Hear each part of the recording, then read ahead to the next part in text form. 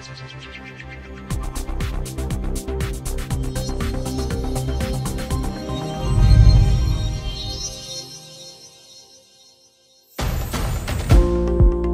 projet Neptune, c'est un projet de recherche qui vise à apporter un soutien scientifique aux nageurs français en vue des Jeux Olympiques et Paralympiques de Paris 2024. On part de questions identifiées avec les sportifs que l'on retranscrit en problèmes scientifiques. Un des exemples, c'est le travail que l'on a fait avec les nageurs de l'équipe de France à l'INSEP sur les départs et les virages. En natation, les nageurs partent sur les plots et sont autorisés à parcourir jusqu'à 15 mètres sous l'eau après le départ. Cette phase est décisive parce que c'est là qu'ils ont les plus grandes vitesses. Ça a donné lieu à un projet mixant vision par ordinateur, intelligence artificielle et modélisation physique.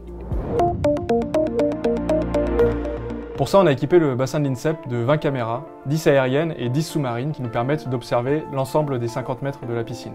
On obtient des vues qui ressemblent à ça, où on voit le nageur réaliser des essais de départ.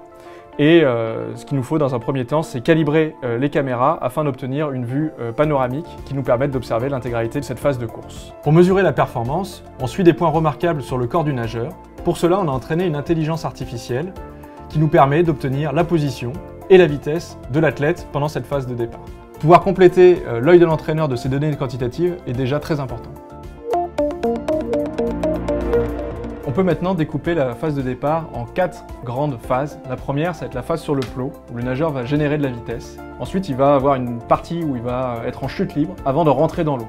Il va rentrer dans l'eau avec des vitesses très importantes, de typiquement 6 mètres par seconde, bien supérieures à la vitesse avec laquelle il peut nager. Il va ensuite se laisser glisser, donc ça veut dire qu'il va se gainer et se positionner en flèche avant d'activer ses ondulations. Et ce timing entre phase de glisse et phase d'activation est crucial pour optimiser son départ et c'est ça que l'on vient mesurer sur chaque nageur de l'équipe de France.